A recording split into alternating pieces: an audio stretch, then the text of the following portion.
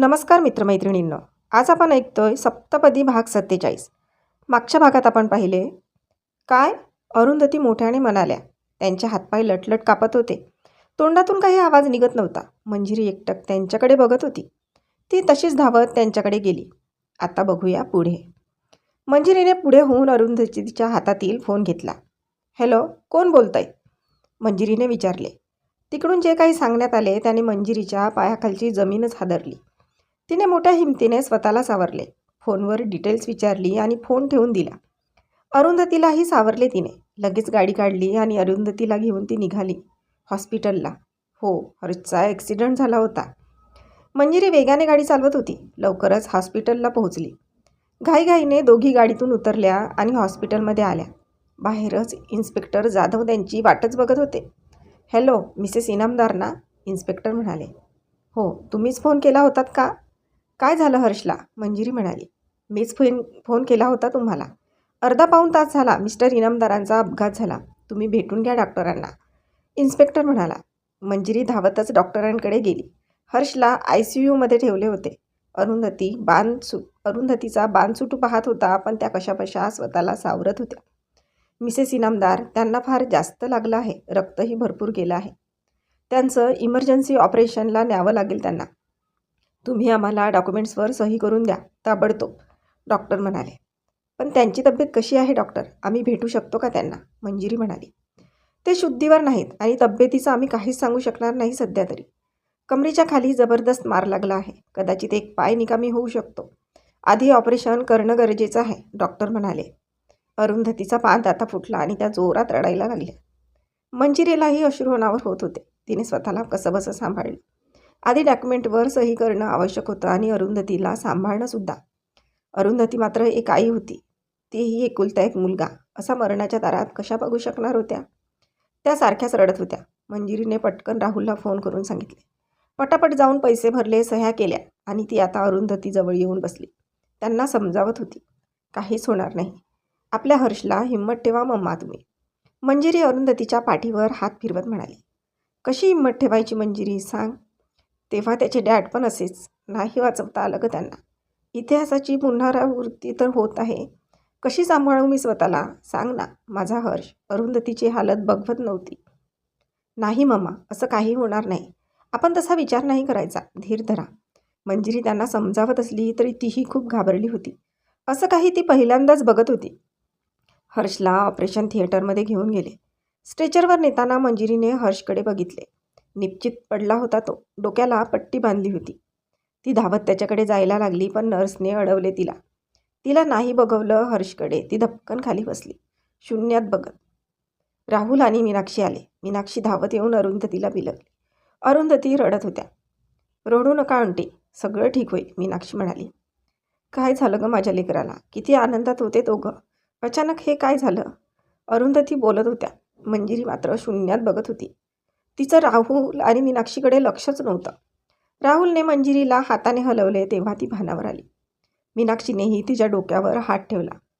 जीजू, माझ्या हर्षला काही होणार तर नाही ना? बरे होतील ना ते? तिचाही बांध आता फुटला होता. डॉक्टर प्रयत्न करत आहेत ना, हिंमत हारायची नाही. तो लवकर बरा होईल. आणि असं रडणं अशुभ असतं मंजिरी, राहुल तिला समजावत म्हणाला. हो, मी हिंमत नाही हरणार. माझ्या हर्षला काही होणार नाही.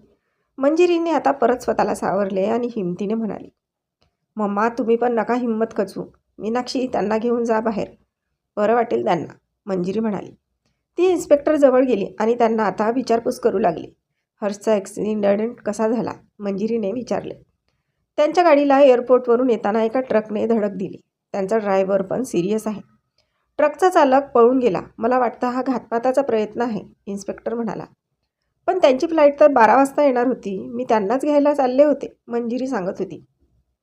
नाही, ते 10:30ला लँड झाले मुंबईत. कदाचित तुम्हाला सरप्राईज देणार असतील, इन्स्पेक्टर म्हणाले. तुम्ही लवकरात लवकर शोध लावा साहेब. आणि ड्रायव्हरला कुठे ठेवलं आहे? घरच्यांना कळवलं का त्यांच्या? मंजिरी विचारपूस करत होती. हो, कळवलं आहे. त्यांना दुसऱ्या हॉस्पिटलमध्ये ठेवले आहे, इन्स्पेक्टर म्हणाले. पैशाची काही मदत लागली तर सांगा त्यांना. त्यांचा जीव वाचायला हवा, मंजिरी म्हणाली. नक्की मॅडम. तुमचा कुणावर संशय आहे का? इन्स्पेक्टर म्हणाले. सध्या तर मी काही सांगू शकत नाही. हर्ष शुद्धीवर आले की त्यांनाच मंजिरी म्हणाली. ठीक आहे, इन्स्पेक्टर म्हणाले. राहुल, मीनाक्षी, मंजिरी आणि अरुंधती ओटीच्या बाहेर बसून वाट बघत होते. मंजिरीचे आई बाबा आणि वैभव पण आले होते. 5 तास ऑपरेशन सुरू होते. डॉक्टर बाहेर आले. आम्ही आमचे पूर्ण प्रयत्न केले. आता बाकी देवाच्या हाती. त्यांना 48 तास ऑब्झर्वेशनमध्ये ठेवावे लागेल. तोपर्यंत त्यांना शुद्ध यायला हवी. नाहीतर कठीण आहे, डॉक्टर म्हणाले. आम्ही भेटू शकतो का त्यांना? राहुल म्हणाला. त्यांना रूममध्ये शिफ्ट करतोय आता, तेव्हा भेटा, पण डिस्टर्ब नका करू त्यांना. आणि फक्त एकच जण जा आतमध्ये, डॉक्टर म्हणाले. थोड्या वेळाने हर्षला रूममध्ये शिफ्ट केले. अरुंधतीला त्याला भेटायची हिंमत होत नव्हती. मंजिरी आतमध्ये गेली. सगळीकडे मोठ्या मोठ्या मशीन लावलेल्या. त्यातून आवाज येत होते. हाताला सलाईन्स, नाकात नळ्या आणि डोक्याला पट्टी. ती डोळे मिटून निपचिप पडला होता. मंजिरीने मोठ्यांना रडावेसे वाटत होते, पण तेही करता येत नव्हते. त्याला भेटावे कसे तेही सुचत नव्हते. ती बाहेर आली आणि अश्रूंना वाट मोकळी करून दिली. बेटा, अशी हिंमत हारून कसं चालेल? होतील बरे ते. देव एवढा पण निष्ठुर नाही, तिचे बाबा डोक्यावर हात ठेवून म्हणाले. नाही बघवत बाबा त्यांच्याकडे. कसं भेटू त्यांना सांगा ना, मंजिरी म्हणाली.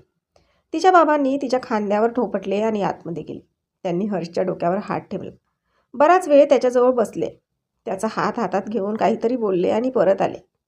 काचेच्या खिडकीतून मंजिरी सगळं बघत होती. डोळे तर सारखेच वाहत होते तिचे, पण आतमध्ये जायची हिंमत होत नव्हती. सगळेजण त्या रूमच्या बाहेर बसले होते.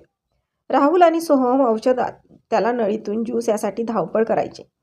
बाकीचे देवाला विनवणी करत होते. मीनाक्षीचं बाळ छोटं असल्याने तिला घरी पाठवलं होतं. सगळेजण एक एक करून थोडा वेळ त्याच्याजवळ बसत होते. अरुंधतीही गेल्या.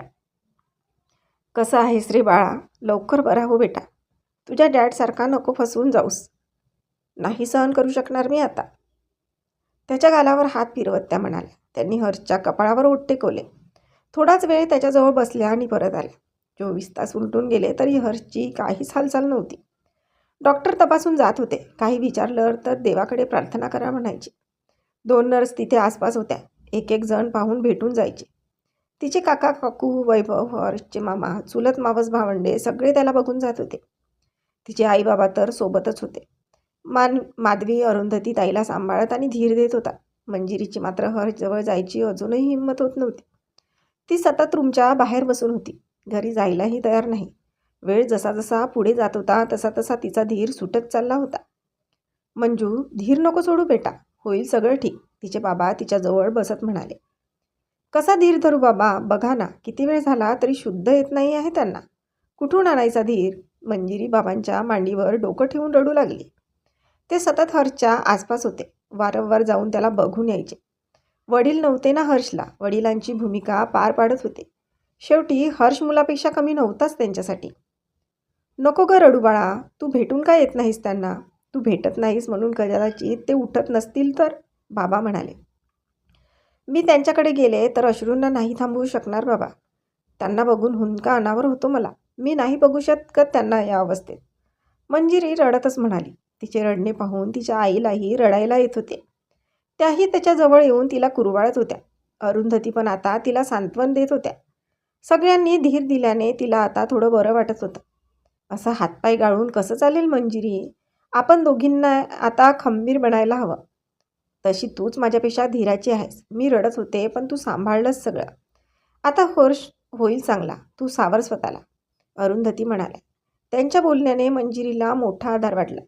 त्यांनी आधीही हर्षचे बाबा गेले तेव्हा सेम सिच्युएशन बघितली होती. त्यामुळे त्या आता साहजिकच खचल्या होत्या. त्याही आता मंजिरीला धीर देत आहेत म्हटल्यावर ती जरा सावरली. तुम्ही बरोबर बोलत आहात मम्मा, मी नाही रडणार आता, मंजिरी उठून उभी राहत म्हणाली. थोड्या वेळाने पुन्हा डॉक्टर गेले. 30 तास उलटून गेलेत. एव्हाना शुद्ध यायला हवी होती पेशंटला. पुढच्या 18 तासात जर तो शुद्धीवर आले नाही तर कोमात जाऊ शकतात, डॉक्टर म्हणाले. तशी सर्वांची धडधड वाढली. ड्रायव्हरची तब्येत आता ठीक होती. त्याला ICUमधून जनरल वॉर्डमध्ये शिफ्ट केले होते. राहुल त्यांना भेटून आलेला, तो सांगत होता. मंजिरीच्या चेहऱ्यावर थोडंसं समाधान पसरलं. आपल्यामुळे कुणाला नाहक जीव गमवावा लागणार असता, त्याचा परिवार उघडा पडला असता. ड्रायव्हर वाचला ते फार बरं झालं होतं. मंजिरीने आता धीर एकवटला आणि ती हर्षजवळ गेली. त्याच्या उशाशी बसून ती त्याच्या डोक्यावर थोपटत होती. आता तिने त्याचा हात हातात घेतला. रडायचं नाही हे ती मनाला सतत समजावत होती, पण बोलायला गेलं की अश्रू यायचे. ती बराच वेळ तशीच बसून होती, त्याचा हात हातात घेऊन. हर्ष, असे कसे हो तुम्ही? मला न्यायला बोलवलंय एअरपोर्टला आणि माझी वाट न बघता तसेच निघून आलात. मानलं तुम्ही सरप्राईज देण्यासाठी केलंत सगळं, पण हे असं सरप्राईज नाही आवडलं हर्ष मला. चल, तरीही एक वेळ माफ करतो मी तुम्हाला. यानंतर असं काही सरप्राईज अजिबात नको मला, नाहीतर मी अशी रागवेन ना, कधी बोलणार नाही तुमच्याशी. किती वाट बघत होतो आम्ही तुमची. मम्मा तर अगदी तुमच्या वाटेकडे डोळे लावून बसतात. त्यांचा श्वास अडकलाय नको तुमच्यात. या वयात केवढं छळताय तुम्ही त्यांना. मला ना अजिबात नाही पटत हे तुमचं असं वागणं. असं वागतं का कुणी? एकतर सवय लावता सर्वांना प्रेमाची. तो रिधान इवलंच पिल्लू ते, पण घरी आलं की त्याची नजर सारखी इकडे तिकडे बघत शोधत असते तुम्हाला. त्याच्यासाठी खेळणी आणायची आहेत ना आपल्याला. आणि हो, आपलं बाळ हवंय ना हर्ष तुम्हाला. आपण आणूया हां, लगेचच प्लॅनिंग करू. काही वेळ नको मला आता. मंजिरी त्याचा हात हातात घेऊन म्हणाली. त्याने आपल्या हाताची थोडी चुळबुळ केली, पण अजूनही त्याचे डोळे उघडले जात नव्हते. बोलता बोलता ती त्याच्या बेडवर डोकं ठेवून त्याचा हात तसाच हातात घेऊन झोपी गेली. डॉक्टर राऊंडला आले तेव्हा तिला जाग आली. डॉक्टरांनी तुला बाहेर जायला सांगितले. बाहेर येऊन त्यांनी हर्षच्या तब्येतीमध्ये सुधारणा दिसत असल्याचे सांगितले. सर्वांना ऐकून आनंद झाला, पण अजूनही तो शुद्धीवर येणं आवश्यक होतं. मंजिरी आता हर्षजवळ बसूनच होती, त्याचा हात हातात घेऊन त्याच्याकडे अनिमिष नेत्रांनी बघत. हर्ष, थोडाफार वेळ राहिलाय, खूप झाला आराम. आता जागे व्हा. थकले मी आता तुम्हाला असं बघून. नका परीक्षा घेऊ माझी. आधी एवढी स्वप्न दाखवायची, प्रेम करायचं, आणि आता असं हे वागायचं, हे बरोबर नाही हां. मी रागावून जाईल हा माहेरी निघून.